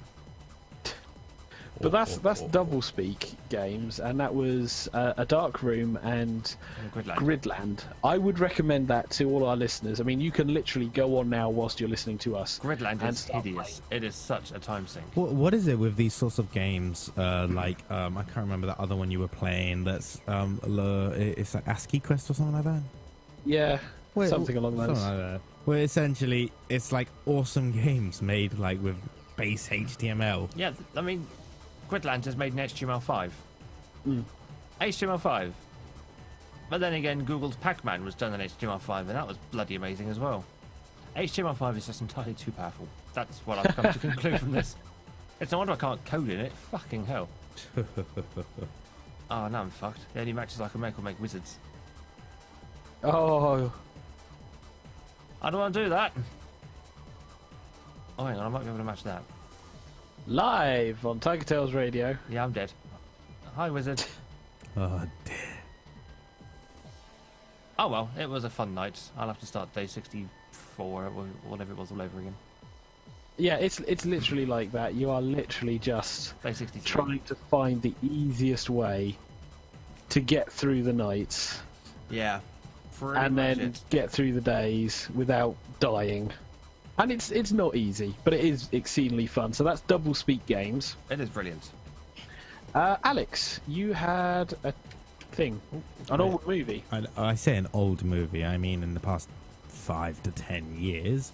And it's Oh. mainly because other things I'm doing at the moment that I could review, I haven't finished yet. So I've definitely got stuff I can keep reviewing. I'm not going to run out anytime soon. Now, there are some old movies I've actually also mean to watch, which I will probably review next week because I will watch these movies, review them, and then like, well, yeah, when I say old movie, I mean 60s, 50s. I watched The General recently. That was a silent black and white film with, I want to say Buster Keaton in it. Yeah, Buster Keaton. Justin Timberlake. No. No, he's old, but he's not that old. Anyway, Yes, the movie I watched, and you probably have all seen already, and if not, like, I think I'm the only one of my age who probably hasn't seen this movie of our demographic. It is Pacific Rim. I've not seen it. oh, not seen it. Yeah, well, okay. I expect TK to have not seen it, but for you, P? Yeah, Pete, shame on you. It's on my list. Shame. Shut up. It was on my list as well. It's not on mine. Anyway, yes. Now, Pacific Rim, its premise is very, very simple. It is. It takes on the whole thing with kaiju from Japan. You know, the big monsters that happened in the 50s and became less popular in the 60s because they were superseded by superheroes fighting big monsters. So the kaiju fell out of like fashion essentially. But it's still it's having a resurgence recently, like Godzilla movies and everything like that, or the Godzilla movie, should I say? And this one. And Pacific Rim especially. Now, it is literally a case of there are these things called kaiju. Earth managed to fight off about 4 of them before they realized that they're not stopping, and they need to find a way to fight them because the losses they have from fighting these things with conventional means is just too big. So they invented the Jaeger program. And a Well, they're Jaeger. going to drink them to death. Yep, absolutely. No. Jaeger is the German word for hunter. And at the beginning of the film, it tells you kaiju, Japanese, blah, blah, blah, big monster, essentially. Jaeger, German, blah, blah, blah, hunter. Because it's a German word for hunter. Fair enough. So humans, being the pretentious pricks that they are, called their machines hunters. Well, they would do. Even though they're actually defending themselves. Yeah, so the Jaeger program is introduced, and it says essentially massive fuck-off robots powered by humans. And it gives you a bit of the backstory about the Jaeger program really quickly. It doesn't bore you with in-depth, even though there is a lot that could be explored. It just says basically, this is what happens with Jaeger. The reason we have 2 people in them is because the strain is too much on them otherwise. Blah, blah, blah. We are currently on yada yada yada. I obviously I'm gonna like go into a bit of in depth here because to be honest, the film is. I went into this going the story is going to be meh. If for that, it's definitely going to be like shit. But if it's meh, it's good enough. You're watching it for the action. You are watching it for big mechanized warriors punching the shit out of dinosaur things. Switch off brain, enjoy film. Yes, it is very much an action. I sit here, I giggle, and I did. I was just there going, this is so awesome. Aww. And it starts off with essentially it time skips from when they first started coming to the current I say current because it time skips again program, which is essentially there has been the first Mark ones which did really well, and they became essentially like pop culture things, and they took the piss out of the kaiju. They were like, oh, big scary kaiju, and it became sponsored and everything, and the whole fights, every time a kaiju appeared they had big like sports like fights essentially, and personalities and etc. And then the humans started losing because the kaiju started getting stronger. They started adapting essentially, and they have different grades for kaiju, and they have different grades for the Jaegers as they became more and more advanced. So the first one's obviously Mark. I can't remember what they're called. I think they're called like Gear or Mark. It's not Mark. I think it's like Gear or Grade ones or whatever. But like essentially, you've got the Mark 3s at the beginning of the film when you actually see the first main character. And they're sort of like the modern ones at the time, and the current kaijus are Mark 3s or grade 3s or whatever they call them. Again, right. I really was trying not to pay too much attention to the story because the acting is very bleh, and the story is very bleh, but it's well directed, so it's done by Del Toro, so right. It's good enough that I believe a sequel is currently in the works, but, so it starts off with the whole thing about you have to be in sync while operating the Jaeger because two people need to work it because the strain is too much for one person. It kills them essentially. Our powers combined. Yeah, our powers combined. To do the powers combined, you need to have a good sync rate with them, which essentially means you need to be like in sync with the other person. So most of the time you get brothers and fathers and sons as part of Jaegers because they are the most in sync because they know each other's memories essentially. They have because they've been around each other more often, so you know their memories are the same. Why do I feel like I'm in Japanese anime already? It's very inspired by that sort of shit. Come on, man. And it starts off with the main character and his father.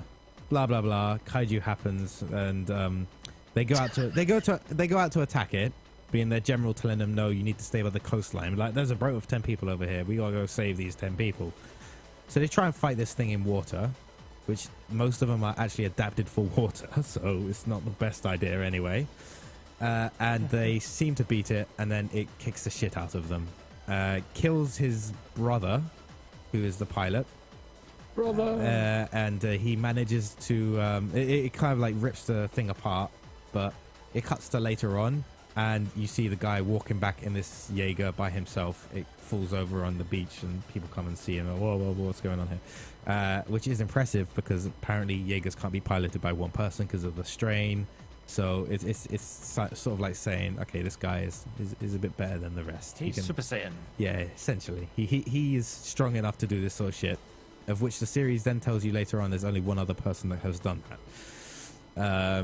Yada yada yada, things happen. Time skip of 5 years, because after that attack they started getting stronger and stronger. They started killing the Jaegers faster than they could repair and make them. Oops. So they were losing loads of pilots who were experienced. They were losing loads of equipment, and it goes to 5 years later, which is the current day, where there are only a certain amount of Jaegers left in commission, and they were thinking of alternative methods to beat these kaiju because they're like, we can't fight them anymore because this program isn't like efficient.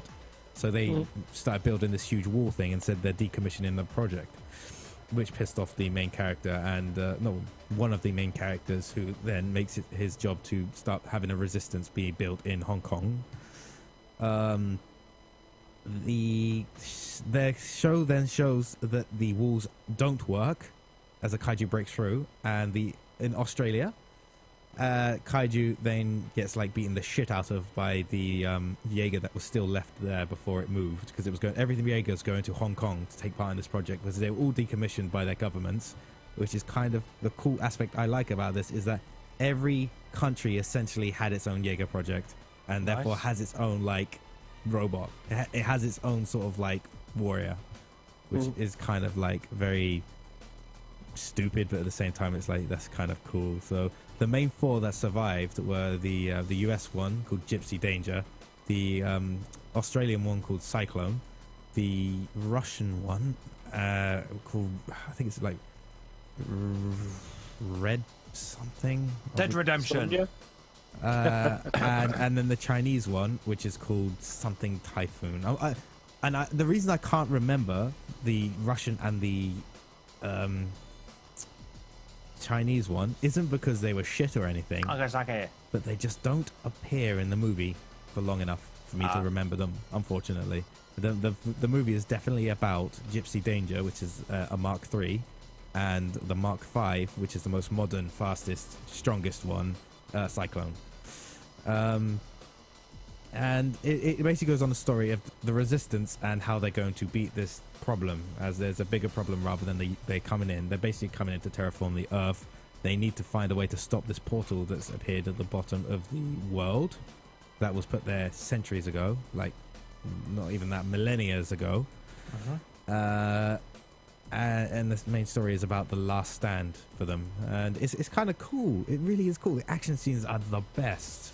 The story is just not there really. It helps things move along, but it's not in depth. DJ says Kano Alpha and Crimson Typhoon. Yes, Crimson Typhoon is the Chinese one, which I actually did is my least favorite one, even though it was kind of cool. But the Russian one is actually the most coolest looking because it is very Soviet in design. It's kind of ridiculously awesome for some reason. And it's also a Mark 1, which is like the earliest model. So it's like, well, this thing has lasted for all of this time and not been blown up. That's pretty cool. It must be badass. Unfortunately, they both die really early. Both the Russian and the Chinese Crimson Typhoon, which is very upsetting. The Because Australian one was Striker Eureka. was it? I don't. According to DJ. Fine. I remember Gypsy Danger. Striker Eureka. But it essentially is we are fighting mechs, we fight monsters. It is cool. Every time there are story parts, it's very wooden, the acting kind of. It's very like not on par. It's kind of reminiscent of a 90s action movie, the acting in the movie, which I suppose makes some sort of sense. But get into the end of the movie, because you have a couple of fights, and then the whole plot is basically we're going to put a nuke in this thing that happens that will blow it up, sever the link between our world and theirs. It's kind of badass because the guy who is the Striker Eureka's pilot, one of the pilots, the father, breaks his arm, and his son. I've skipped a lot of story because it's just not worth saying it. The main guy who was leading the Jaeger project in America is like, okay, no, I'll join. I'll take care of this. I'll join you as a pilot. The other guy's like, well, what are you doing? You can't do that because we're not going to be in link at all. And in a way, he's just like, look, don't worry about me. I'm cool. I don't have any thoughts during battle or anything like that. You know, I'm silent, whereas you're an egotistical maniac. And the whole reason that this guy can enter a Jaeger and be a pilot is because he was one of the original pilots, or he was, as you would call him, the original pilot who he fought the test models and stuff when they were fighting the kaiju and stuff. He was also the only other pilot to do it by himself. I think he had like a 3-hour or 2-hour battle or something with a kaiju apparently by himself. So it proves, again, this is another badass character. And the story kind of like has that underwater battle, which is badass. There is the huge gaping plot hole of the whole sword and the arm. Why was this not used earlier on Gypsy Danger? But they could have easily put a little bit of story thing in there to explain why it was not used until a certain point. But, you know, I don't know why. Story. You mean the thing in how it should have ended where they go, well, why didn't we use this from the beginning? Yeah. Yeah, you could easily, me and Felix were talking about it, you could easily have a point where they went, oh, by the way, we've attached this to your Jaeger when we fixed it up, or when we done this. We think it's cool. Here's this secret weapon. Yeah. Here's some Deus Ex Machina plot contrivance. But the problem is the weapon is so powerful, it's like, well, shouldn't this be like your first resort rather than your last? Because it's the strongest weapon. It's strongest, and it's not like his other weapons where you use resources for it. The sword is there, right? But the other weapons, such as his plasma cannon for Gypsy Danger's plasma cannon, and its like chest reactor beam thing, it requires you to use something. And there's like no downside to it either. No, to the sword. No, not at all. I honestly think the reason that they didn't use the sword is because punching monsters as a huge robot is fucking awesome. And so I'll wrap it up quickly. They throw the nuke in, save the world. You know, every Jaeger's dead now. All the kaiju are dead, so whatever. And I will say there is a lot. Like I've said already, there's a lot I have missed out here. But to be honest, it really is just filler for the robot action. That is all you are watching this thing for. Is for the robot action. He wants the robot action. And I watched the film going in for it just for the action, not worried too much about the story, and I came out extremely satisfied. Well, that's So, good. Yeah. That's more than you can ask for, really, isn't it? Yeah. I didn't pretty expect much. an in-depth story of love, war, betrayal. But you weren't disappointed in the fact you didn't get one. I expected some fish-faced monster getting slammed in the face by a huge mechanical fist. And that's all you can really ask for. I'm glad it's his voice. It's a bit like watching, oh fuck, what was that show on Sky? The big mechs beating his shit out of each other. Rebel Wars? No. Oh, it's like Combat Academy or something like that. Oh fuck, someone in the channel probably An know. actual film? No, TV series. You know Real Steel? Yeah. Well, imagine that, but a TV series. Hang on, actually I could find out. That thing with robots beating the shit out of each other on Sky. Google search. Downloads. Now the annoying thing is, the person we're going to go to next is now is checking his downloads on Google, so not paying any attention. Not paying any attention in the slightest, but hopefully I might have a copy of... Oh god damn it, I don't think I do. Oh, that's a shame. But it was quite awesome, and it was basically you had a chap moving with the joystick like up, left, right, up, down, etc. to make the robot move. And you had another character who was hooked into a body harness, swinging their arms, doing punches and things. And you basically had to take out your opponent's mech. And that was quite awesome. There wasn't too much movement. The robots they built were kind of crap. But it was an enjoyable little show. It lasted for a series. I don't think it got any further. Oh, and I wish I could know what the fuck it was called. Oh, hang on. There's a folder. Maybe it's in here. Robot Combat League, that was it. So yeah, look up Robot Combat League, and it was quite entertaining. There wasn't much meat to the show, but it was quite enjoyable. And yeah, so whenever I think of things like Pacific Rim Oh yeah. or Robot Wars now, then I also think of that. And Real Steel, which I still haven't seen. Ironically. Yeah, because when we talked about Real Steel, this came up as well. Yeah, Robot Combat League. Really quite enjoyable. You have to kind of get past the American self-congratulatory, aren't we amazing, that's permeated throughout the entire thing. But aside from that, they've definitely got the enthusiasm of the old Robot Wars. But now they've got big hulking mecha beasts instead. Oh, and it makes it all worthwhile. But yeah, So you had your review. I've been doing a naughty thing, and by that I mean I've been watching the entirety of Season 2 of Teenage Mutant Ninja Turtles without Hedgie. Teenage Mutant Ninja Turtles. Yep. The new Nickelodeon series. Series 2 has been out, with aside from the last few episodes which are airing later on this month. And fuck yes, it's still got it. Remember back last season, I think, we talked about Series 1. Yep. And I mentioned that, okay, the CG characters take about 15-20 minutes to get used to. And then once they do, the rest of it does kind of settle down and is quite an enjoyable watch. Season 2 is that and more. They've managed to bring in more characters. They've now got characters like Casey Jones coming in. So you can see how... young. They're all so young. April's young. Casey's young. It's crazy.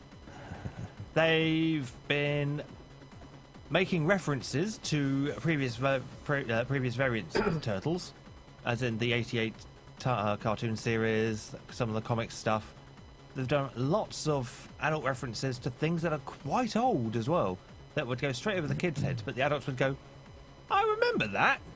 Fuck you. Fuck you for parodying that, you shits. It's like they nearly did a Lazy Town and go the I'm Spartacus route very nearly at one point. That was good fun. And I've forgotten my next sentence. Yay! But basically, it's been more of the same, but better. A little bit sillier, but infinitely darker. They've decided that they want to take this series quite dark in tone. And so, on the first episode, a load of the mutagen was spread throughout the city, and now every couple of episodes there's a new mutant on the loose for them to take care of.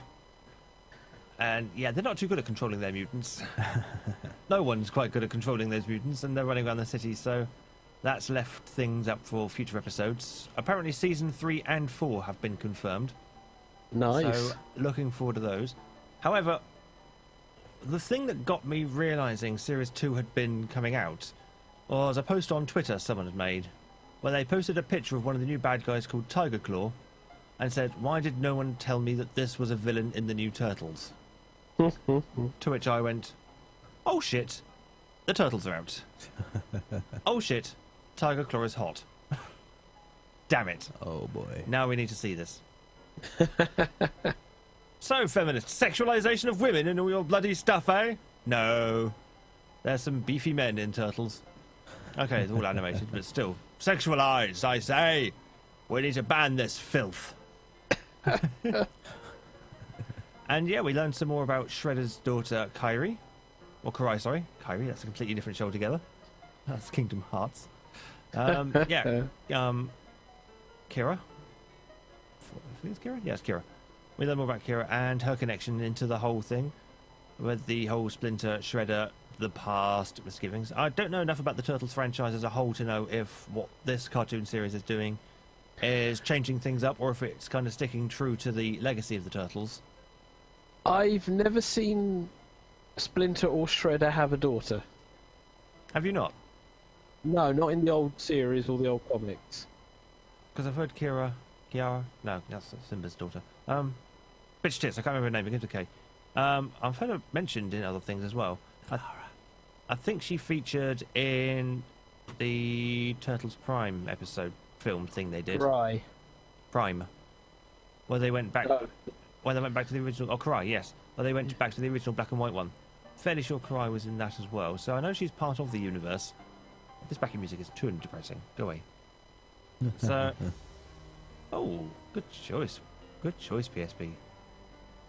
PlayStation Portable. Good music players. But yes! Sidetracked entirely there. So yeah, it was a picture of Tiger Claw that got me alerted to it, and so I thought, ooh, I must obtain my legitimate review copies of these. I then binged. 22 episodes down in less than 2 days. Yeah, and that's worked out. Oops. Oh well. But yes, it's been really, really enjoyable. If you've not really picked up this new Nickelodeon series of Turtles, or if you've not picked up the first series, and you've wondered about them, give it a shot. It is worthwhile, because they're really entertaining. And if you're a fan of the 80s one more than the 90s cartoon, I think you'll get a kick out of this. If you prefer the more anime styling of the 90s cartoon, you will probably still enjoy it, because the action's pretty good, the comedy's still there, but the theme tune's infinitely better than that 90s theme tune. Oh my fucking god, what were they thinking for that 90s theme tune? Well worth it. So yes, if you've not seen the new Turtles yet, give it a watch, because it comes heartily recommended. Yeah, I've found some information on her. She was apparently in the original comics, and was introduced in Kevin Eastman and Peter Laird's comic book series Teenage Mutant Ninja Turtles in '92. Ah, there we go. What relation was she to anyone? Adopted daughter or biological granddaughter. Oh, However, okay. in original comic book incarnation, Karai was completely unrelated to Shredder, and actually higher in the Foot Clan's global hierarchy. Yeah, she's kind of second in command of the Foot Clan until Tiger Claw comes in and takes that position, to which she is not pleased about. But the ending of episode 22, where they had their kind of mid-season break to allow the film to come out and breathe in its own light, in other words, distance themselves as much from it as possible, ends on very much a cliffhanger of an incident involving the mutagen and Karai.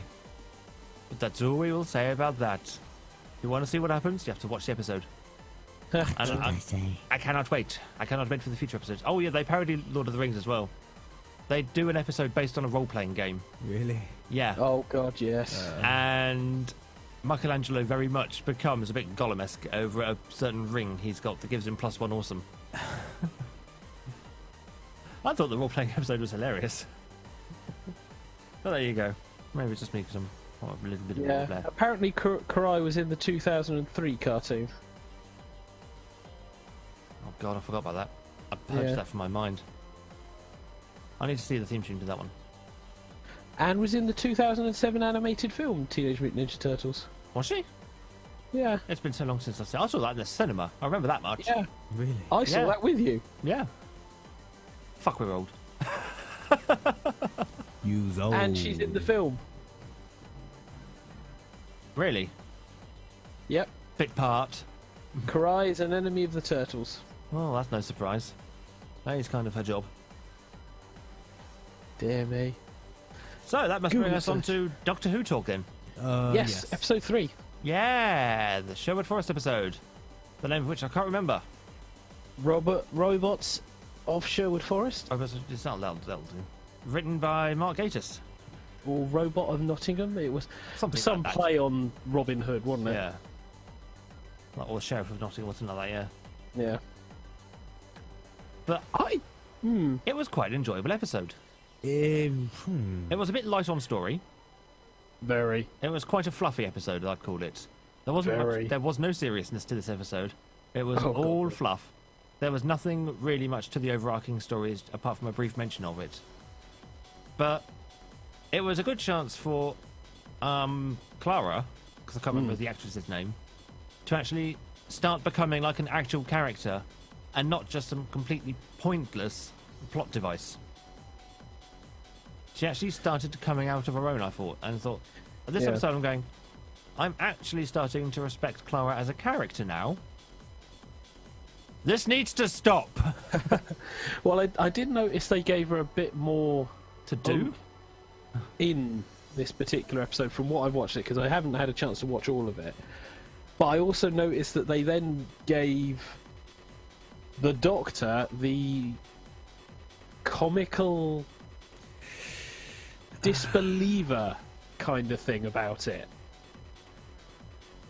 Because the whole he knew it premise couldn't was be real. Robin Hood doesn't actually exist. yeah. That was the entire premise of it. It's a myth. He's a legend. He's not real. Oh shit, we found him. He's definitely not real. Look, I will prove it. Oh, I'm failing to prove it. Fuck. What do I do? Let's just stop the show in Nottingham because robots.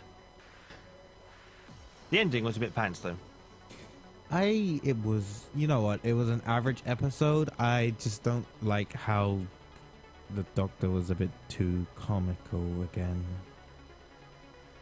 Do you get what I mean? It was very farcical with his rivalry with Robin. It just, you know what, it didn't feel, maybe this is what Capaldi is going to be after all. He's going to be like quite different between his dark version and his like His jovial, yeah. jovial, which is fine. But maybe it's just not been established yet, and it feels a bit weird because the past 2 episodes have been a bit Dark and darker. broody. Yeah, And he's been a it bit. was about time he had a chance to smile for once in a while. Yeah. You can't be serious all the time. That would bore Well, me. we don't know where this was filmed in the actual continuity of how he was developing the character, because the first one had him all over the place, but the second episode, I think, had him down to a T. He was Yeah, Then it's suddenly all over the place again. Yeah, I think the second episode was like the Doctor I was expecting. Yeah. I quite liked him in this episode, though, because, yeah, he had his dark moments. But we got to see a kind of a lighter side, so we can kind of gauge that when there is going to be lighter episodes, or it's not going to be all kind of moody seriousness, we can get a feel for how he's going to be portrayed, or portraying the Doctor in these episodes. So, you know, that if a fluffy one starts, you can go, oh, God, I'm not going to enjoy this. Yeah. Or you can go, oh, actually, we've had quite a bit of drama recently. Let's have a nice bit of fluff. And look forward to a nice light episode for a change. But I've always found, no matter what he's doing, Capaldi has this tendency to make me laugh. When he's being serious, he makes me laugh. Mostly because of his eyebrows. They just take up all of his face and just act on their own. And when he's being light and fluffy, despite of his age, he's still got enough kind of body movement and panache and stage presence to pull off the fact that he's a serious man being jovial and we should enjoy it because it's not going to last. But that's just me. Maybe I'm reading too much into it. Or maybe it's just his eyebrows are going to display their own independent state of angry. Still my favourite line from that first episode. Loved it. But yes, that was my opinion on Doctor Who. What did everyone else give thought overall? I think like Yeah. There. yeah, I thought it was enjoyable. It was just I didn't actually have my full attention on it. So the first episode I had my full attention on because I wanted to watch it. The second one I had my full attention on because I actually enjoyed it. Whereas this one I sort of just shifted off and looked at the news every so often, caught up on things, was still paying attention to it, but it did not grip me to watch it. No. And I think the main reason is because it was just a bit too Fluffy? Yeah, a bit too fluffy. Yeah, it's. I can see why they might have wanted to do this to make sure he wasn't as dark as the second episode portrayed him as, but it does make him a bit more comical than what I saw the Doctor becoming. We had no real "this is what happening" moment. That was left to Clara. Yeah. We had no real "this is me taking charge of the situation" because the situation seemed to be all over the place. Well, Clara took care of most of the situation. Which is fine. Which is why I'm saying that this episode was one of the episodes that actually started to make me respect Clara as a character, as opposed to a MacGuffin. And it's like, oh, the impossible girl, the impossible girl. No one cares.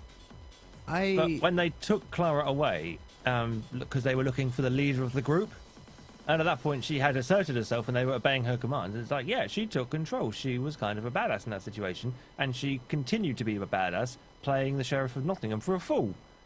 That worked for her. That was like, okay, you've proven yourself that you can be a decent character when the writers let you. Yeah. If only they would let you. If only Moffat would let you. Yeah. But no, I have no problem with the Doctor being happy or whatever, because if we go back to Eccleston was not like a jovial fool. No. Right? Eccleston had his, like, this is my badass moment, you don't mess with the Doctor moments. Yeah. He also had his, I love life, I love things like this, I love it. But he was never, like, jokey, which is what... Tennant wasn't exactly jokey. He was happy, but then Matt Smith sort of became comical. And, Yeah, he was the clown Doctor. And now he was more the pratfallist and that, but that was what he was going for. We know that was what he's that's what it feels like they're trying, maybe not trying to do, but it feels like the writers haven't adapted to the new style of Doctor. Yeah. Well, it certainly where you're doesn't coming from. fit him, because I can dig him being darker and I can dig him having like a quirky sense of humour, but bickering. Yeah, no, And he went, "You're bantering. I don't get on with banter." And yet, through the episode, he's bantering. Yeah. Oh, I think that's more the writers than Capaldi. Yeah. yeah. I mean, Capaldi's shown he can do a good job. He This does well with the bad episode scripts. was average. This is the first average episode. I'd put it up there to enjoyable, which I'll mark above average, but it was enjoyable despite its script. So it wasn't because of the script, it was certainly in spite of the script. It seems like the people behind the scenes are doing everything they can to drag it down, while the people in front of the camera are then trying desperately to recover the situation. And sometimes they work, sometimes the behind the scenes get their way, but whatever happens, we're still going to get another few episodes of it before they cancel it for another 20 years. At this rate, I honestly think that the time of Moffat has passed, and Moffat, you know, if he takes a break or something, I think he might be. It's just like maybe his neck.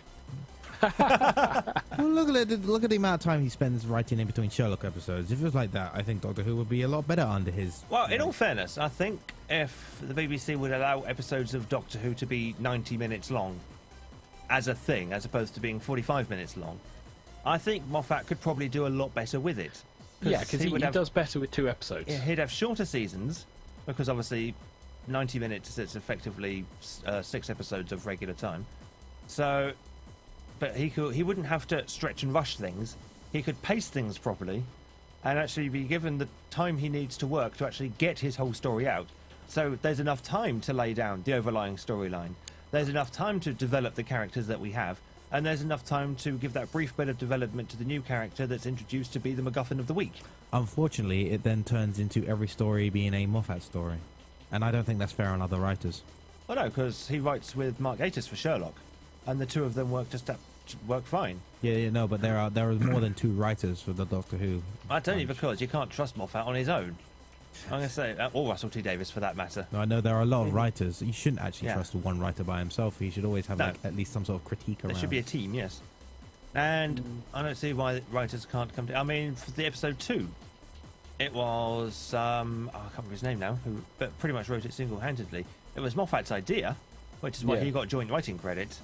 But it was the other chap whose name I can't remember. I'm sure someone in channel can bring up his name for me. And it was him who did the whole story.